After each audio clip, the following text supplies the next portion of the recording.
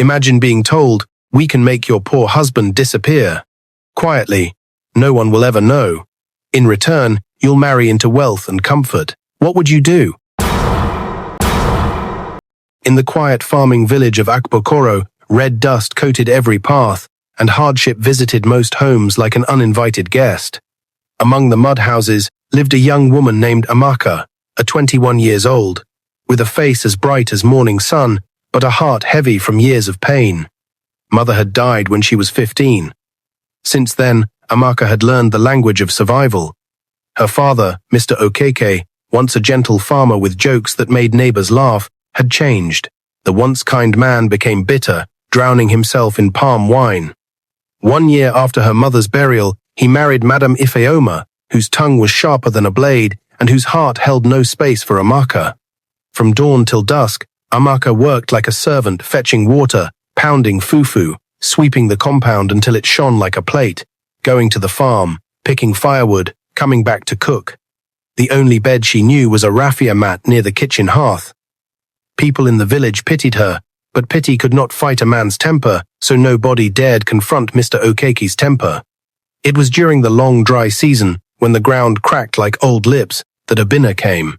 He was from the next town, a place the bus reached after crossing 2 bad roads. His clothes were faded. His shoes were tired. His palms were hard and black with work. He walked to Mr. Okeke's farm and asked for labor. For weeks he cleared thorn bushes under the sun. He dug mounds for yam. He carried bundles of cassava until his back cried. He worked like someone who was trying to outrun a memory. Every evening, when the day had chewed his strength, he came to the compound. He greeted Amaka. She would nod without raising her face. She was careful with men. She had learned that some smiles had teeth. When the work was finally done, and the farm stood ready like a soldier on parade, Obinna approached Mr. Okeke for his pay. "Sir, please. Today," he said, voice low but steady. "You said after harvest. I have been patient." Mr. Okeke adjusted his wrapper, glanced at the sky, and clicked his tongue. "Come next week." Obinna swallowed. "Sir, I have house rent to settle." "Next week." The tone was a door that would not open. Next week came with the same answer. Then another week, and another. Hunger began to learn Obinna's name. He grew thinner. The crease between his eyebrows deepened like a small valley. He still worked small jobs in the village, helping to repair a broken fence here, carrying palm fruit there. But the big money that could settle him was in Mr. Okeke's hand. Or so he thought. One hot afternoon, when the sun sat low but stubborn, Obinna came to the compound again. Dust clung to his legs. Sweat traced lines on his face, tired and frustrated. He stood near the doorway where Amaka was scrubbing a pot with sand. "Sir, please, I need my money today," he said. Mr. Okeke was sitting on a wooden chair drinking. Madame Ifeoma stood by the doorframe, picking her fingernails like a queen waiting for a show. Mr. Okeke scratched his beard, looked around the compound slowly, then let his eyes rest on Amaka. A smile spread across his face, but it was not warm. It was the kind of smile that pulled hope out of a room. "You want money?" he asked. "Yes, sir." He pointed at Amaka with his lip, like a hunter marking a target. "Take that girl instead." Obinna blinked. "Take who?" "My daughter. She's of no use here. Let her go with you to the city. That will be your payment." The pot slipped from Amaka's fingers and rolled on the ground with a dull sound. She looked at her father, her eyes wide, her mouth dry. "Papa, shut up," he barked without turning to her. "You should be happy, a man wants you." Madame Ifeoma folded her arms and smiled with her nose. "Good. One less mouth to feed." Obinna went still. He looked from the father to the daughter, from the daughter to the stepmother. He saw the fear in Amaka's shoulders, the stiffness in her neck, the way her hands trembled and tried to be still. He also saw something else, something small, like a candle refusing to die. He turned back to Mr. Okeke. "Sir, human beings are not payment. This one is. Take her, or take nothing." Silence pressed on the compound. Amaka fell to her knees. "Papa, please, please don't throw me away." Mr. Okeke did not look at her. He lifted the calabash to his lips. The palm wine left a white line on his moustache. Obinna exhaled slowly, like someone blowing on a wound. Then he said, "I will take her, but not as payment for marriage." Madame Ifeoma laughed, short and sharp. "Marriage? With which money will you buy? Ring, with your torn shoe?" Obinna didn't answer. He turned to Amaka and opened his palm as if offering water. "I will not hurt you." His voice was low. "If you agree to come, I will treat you with respect." Amaka's breath came in pieces. She looked at her father for mercy. None came. She looked at Madame Ifeoma for softness. The woman adjusted her head tie like a judge. In that moment, the world shrank to a small choice: remain where pain had a bed, or walk into the unknown with a man whose eyes were tired but kind. She wiped her face with the back of her hand, stood up, and nodded once. It was not joy. It was surrender, and maybe a thin line of hope. She packed her life into a nylon bag: 2 wrappers, 1 old gown, a comb with missing teeth, a tiny Bible with a cracked spine, and a small photo of her mother tucked between pages. Nobody hugged her. Nobody prayed. Only her little stepbrother, Chinedu, peeped from behind the kitchen wall with wet eyes. He waved a small hand quickly, as if he was afraid someone would cut it off. "Be good," Amaka whispered to him, forcing a smile that did not reach her eyes. The bus station was a noisy scatter of horns, shouts, and frying oil. The bus moved. Akbokoro slid backward through the window. Trees blurred. The red road ran like a long scar. Amaka pressed her forehead to the glass and let the wind lick her face. She did not know if she was escaping a fire or walking into another one. She opened her small Bible and touched a verse with her finger. Her lips moved silently. "Lord, please, let this man be kind. Let him not be like my father." Obinna did not talk much during the journey. He kept his eyes on the road ahead, as if it was a rope he had to hold with his mind. By evening, the bus crawled into the city. Everything was bigger: buildings with glass faces, lights that refused to sleep, voices from everywhere, like a market inside a radio. Amaka held her nylon bag closer. Her eyes chased too many things at once. They took a tricycle down a quieter street, lined with hibiscus and low fences. At the end of the road, a tall black gate waited like a closed mouth. Obinna knocked. A guard peeped and opened. The compound stretched wide, neat lawn. White-painted house with steps like teeth. Flower pots, standing like soldiers. Behind the main building, a smaller house sat under a mango tree, clean and modest. "This is where I stay," Obinna said, leading her to the smaller building. "I work as a driver here. Madam is kind. She let me stay in the boys' quarters." To Amaka, the room felt like a prayer answered by surprise. A bed with clean sheets, a window with a curtain that didn't smell of smoke. She put her nylon bag on the bed and just stood there, breathing. "You can rest," Obinna said, placing a cup of water on the table. "Tomorrow will be better." She nodded, because her voice was somewhere far. That night, she slept and didn't wake to insults. She slept and didn't wake to a bucket pushed at her head. She slept and, for the first time in years, her dreams walked instead of running.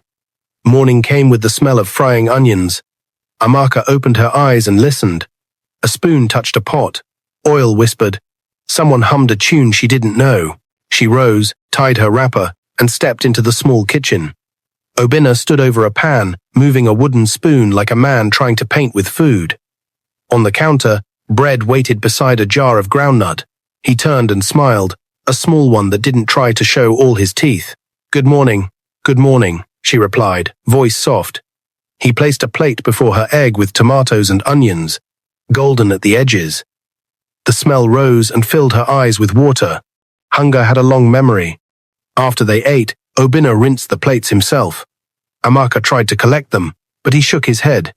Today, rest. She watched him from the doorway. There was a steadiness about him, like a tree that had bent with many winds, but refused to break. Still, something about him did not match the picture of a poor driver. His shirt was simple, but always clean.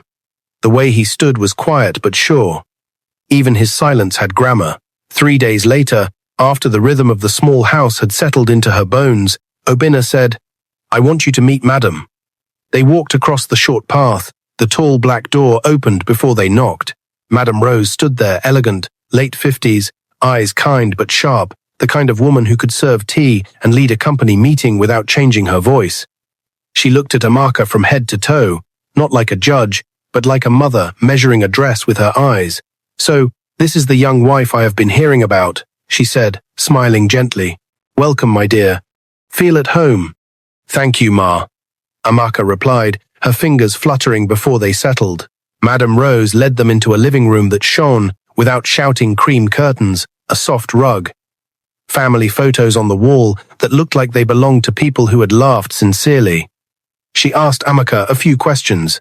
"How old are you? Do you like cooking? Are you reading anything?" Amaka answered simply, careful to keep her words from running. Before they left, Madame Rose touched Amaka's hand.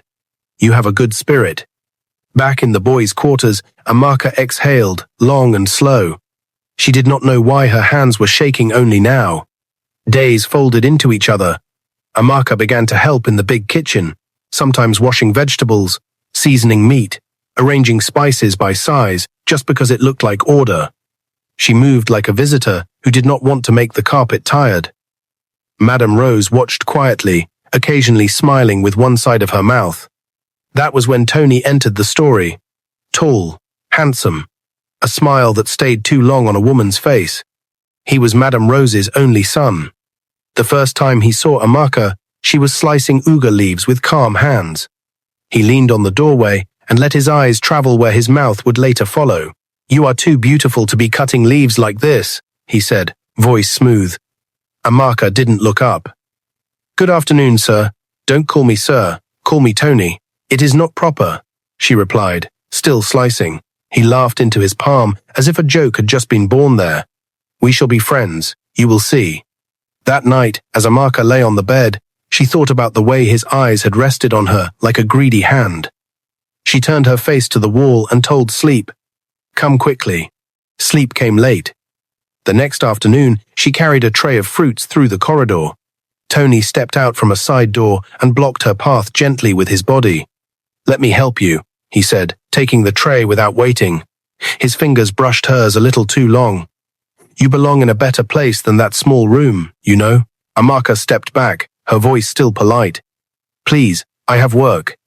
Tony smiled, small and knowing. "We will talk later." When she told Obina that evening, he waved a hand. "Don't mind him, he talks. It will pass." But his jaw was tight for a long time after that. 3 days later, Madame Rose called Amaka into the sitting room. The curtains were half drawn. Afternoon light fell on the rug like water. "My dear, sit," she said, patting the cushion beside her. "Tell me, what are your dreams?" Amaka twisted her fingers together. "I want to learn. I want to finish school one day. But for now, I am just grateful for peace." Madame Rose nodded slowly, her eyes traveling to a family photo on the wall herself, a younger Tony and another boy with Obina's smile. She looked back at Amaka and lowered her voice. Just as she was about to speak, Tony walked in. "Ah, mother, my friend. I was just looking for you." He turned to Amaka and tilted his head. "We have unfinished conversation." Madame Rose's face changed softness, folding into something careful. "Tony, behave," she said. He chuckled and leaned on the arm of a chair, eyes on Amaka. "I always behave." Amaka stood up slowly, pulse running. The room felt smaller. The air felt thicker. She bowed her head to Madame Rose. "Ma, please, I will return to the kitchen." That afternoon, she was in the main house kitchen again. The smell of palm oil and frying tomatoes filled the air. Madame Rose had asked her to prepare a simple vegetable soup for dinner, and Amaka was focused on chopping the ugu leaves into thin ribbons. The knife's rhythmic tap on the wooden board was the only sound in the room. The door creaked open. She didn't have to turn to know who it was. The faint scent of cologne, sharp, expensive, drifted into the kitchen before his voice came. "My favorite chef," Tony said, leaning on the doorframe. "Do you know how much I like watching you cook?" Amaka didn't look up. "Good afternoon, sir. Tony," he corrected. "I told you yesterday, call me Tony." "It's not proper," she replied, eyes fixed on the chopping board. He walked closer, his shoes soft against the tiled floor. "Proper is boring. You're too young to be boring." She scraped the chopped leaves into a bowl, pretending not to hear the way his voice curled at the edges. "Do you know," he continued, That I could take you away from all this, away from that small room at the back, away from cooking for my mother every day. Amaka's grip on the knife tightened. I'm fine where I am. Tony smiled, as though she had said something cute instead of firm. We'll see. He left as suddenly as he had come. But his words stayed, lingering like the smell of burnt oil. That night, after Obinna returned from work, she sat beside him on the bed. For a while, she said nothing. Then, quietly, Obinna, Tony has been talking to me. Not just once. He turned to look at her. What do you mean? She told him about the envelope, the offers, the words he said in the living room. She didn't mention every detail, but enough for Obinna's face to grow still. Don't worry, he said finally. I'll handle it if he goes too far. For now, just be careful. She nodded, but inside, she wished he had looked angrier. She wished he understood how much it bothered her. 2 days later, something happened that made her realize this was bigger than just Tony's games. Madame Rose called her into the sitting room. The curtains were half drawn, letting in strips of light that cut across the carpet. Madame Rose was sitting with her legs crossed, a cup of tea in her hand. Amaka, my dear, sit down, she said warmly. Amaka sat on the edge of the sofa. I've been thinking, Madame Rose began. You're young. You're beautiful. You have potential. And I like you. I want to see you do well in life. Amaka's hands rested in her lap. Thank you, Ma. Madame Rose leaned forward slightly. What if I told you I could give you anything you want? Money, school, comfort. You wouldn't have to worry about anything again. Amaka felt her stomach tighten. I don't understand.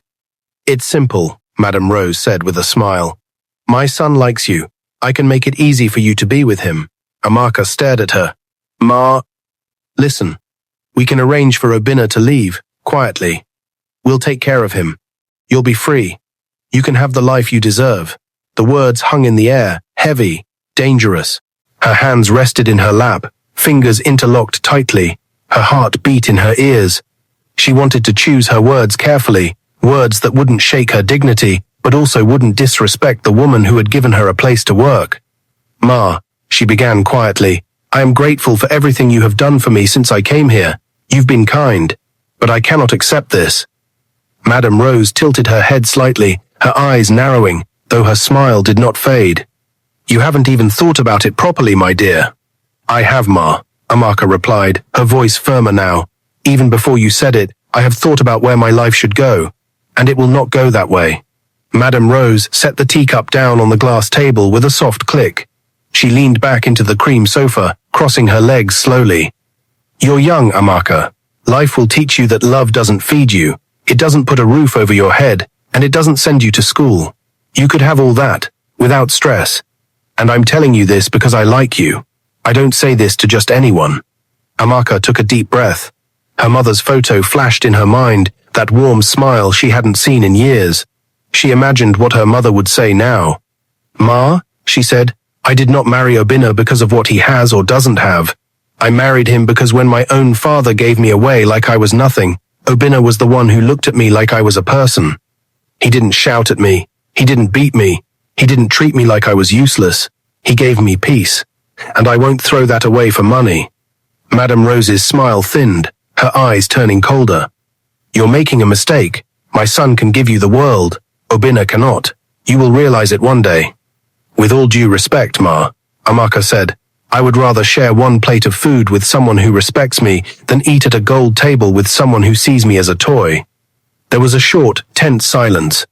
Madame Rose finally lifted the teacup again, took a small sip, and said, If that is your choice, so be it, but don't say I didn't try to help you.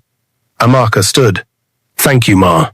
As she walked toward the door, Madame Rose called after her, I hope Obinna is worth it. Amaka didn't turn around. He already is. That evening, Obinna returned home, his shirt sticking to his back from the day's heat. He dropped his small bag on the table and smiled at her. You're quiet, my dear. How was your day? Amaka hesitated, then told him everything. Every word Madame Rose had said, every promise she had made, every condition. She didn't leave anything out. Obinna's smile faded as she spoke. His jaw tightened, and he sat back, listening without interrupting. When she was done, he rubbed his face with both hands and let out a slow breath. Thank you for telling me, he said, and thank you for standing by me. Amaka shook her head. You stood by me first. You respected me when no one else did. I can't betray that. The next morning, Madame Rose and Tony came to their quarters together. Tony spoke first. We're sorry. We misjudged you. You're a rare woman. Then Madame Rose added something strange. Go on, she said to him. Tell her who you really are. Amaka looked from Madame Rose to Obinna, confusion tightening in her chest. What is she talking about? Obinna took a slow breath, his eyes never leaving hers. Amaka, there's something I should have told you a long time ago. Her heart thudded in her ears. What?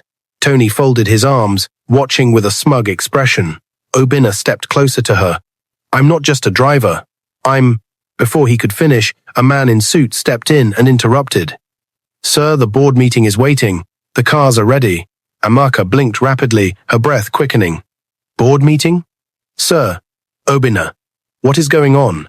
He reached for her hand. I'll explain everything. But first, you need to come with me. She hesitated, glancing at Madame Rose, who now looked amused, and Tony, whose smirk had completely disappeared. Somewhere deep in her gut, Amaka knew this moment would change everything. She just didn't know yet whether it would be for better or for worse. The ride from the compound to the city center was silent, except for the low hum of the car engine. Amaka sat beside Obinna in the back seat of the sleek SUV, her fingers twisting together in her lap. Amaka's mind was a storm, not just a driver. Board meeting. Sir, the words kept circling, each one pulling her deeper into confusion. She finally broke the silence. Obinna, please. No more pauses, no more waiting. Just tell me. Obinna turned his head toward her. His face was calm, but his eyes were heavy. I didn't want to tell you like this. I wanted you to see me, just as I am, without what I have. What do you have? She asked, her voice quiet but edged with urgency. He drew in a slow breath. I am the CEO of OE Holdings. It's one of the largest agricultural and logistics companies in the region. I own the warehouses you see on the highway, the farms in 3 states, and the fleet of trucks that carry food across the country. Amaka stared at him, not blinking. I am also, he continued, Madame Rose's first son. Tony is my younger brother. Her mouth opened slightly, but no sound came out. She could hear her heartbeat in her ears. The SUV turned into a tall glass building with a private entrance. The guards at the gate saluted sharply as they passed.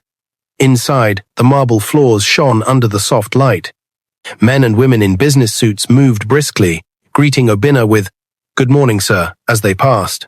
Amaka followed him into a large conference room where a long polished table stretched almost the length of the space. Laptops were open, files neatly arranged, and a group of serious-faced executives stood up the moment he walked in. Obinna spoke to them briefly, then turned to Amaka. Give me 10 minutes. Then we'll go home, and I'll tell you the rest. She nodded, still trying to process everything. When they finally returned to the SUV, Amaka felt as though she'd stepped into another world, and then back again. They drove in silence until they reached the compound. Madame Rose was waiting in the sitting room, a small smile playing on her lips. Tony sat opposite her, his expression unreadable. Obinna held Amaka's hand and led her inside. Obinna's tone was steady. Amaka, when I came back from studying abroad, I told myself I needed to find someone who loved me for me. Not for my name, not for my money. I'd been through relationships where women only saw what I could give them. I was tired of being a wallet with a man attached. So I came here, quietly, to manage one of our farms and live simply. That's when I met you. Amaka's eyes softened, but her voice was still low. So all this time, the small room, the old clothes, it was a test. He shook his head.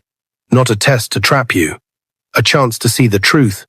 And you've shown me more loyalty, more strength than I ever imagined.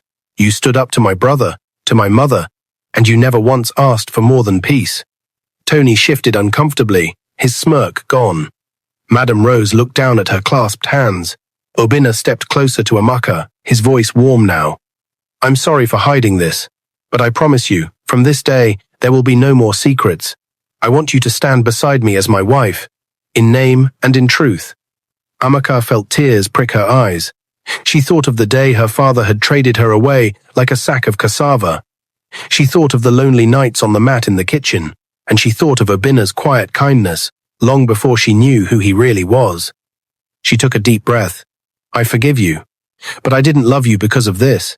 She gestured around the grand room. I loved you because you made me feel like a person again. Obina smiled, his eyes glistening. And I'll spend the rest of my life proving you made the right choice. In the days that followed, word spread like dry season fire. The poor driver was the heir to a vast fortune. Neighbors from Akbokoro, who once pitied or mocked Amaka, now spoke her name with awe. Even her father called, his voice dripping with false warmth. My daughter, I was blind. Please forgive me. Please come carry your brother to the city. But Amaka's answer was calm and firm. Papa, I forgive you. But my peace is here now. Please keep your distance. Months later, Amaka stood on a university campus, her name on the student register, her dream of education finally alive. Obina was at her side, proud and smiling. Years later, she walked across a graduation stage in her white coat, a newly qualified doctor. Obina was the loudest in the crowd, shouting, "That's my wife." After the ceremony, he handed her a small box. Inside were the keys to a white mansion with gold gates. "You're home, my queen," he said. Amaka laughed, tears sliding down her cheeks. "This is too much. You deserve it," Obina said, smiling as he hugs her. Amaka laughed, crying at the same time. "I also have something to tell you. I'm 3 months pregnant." Obina froze, then swept her into his arms, spinning her in joy. "God has blessed me with the best gift, a wife who chose me for love, and now a child to share our happiness." From the dust of Akbokoro to the marble floors of her own home, Amaka's journey had been filled with trials, but also with proof. Love built on respect could survive any test, and sometimes the man the world calls poor is richer than anyone could imagine. Thank you for watching this emotional story. If you enjoyed it, please give it a thumbs up, share it with your friends, and subscribe for more inspiring tales like this. Your support helps us tell more stories that touch hearts and change lives. See you in the next video, and stay blessed.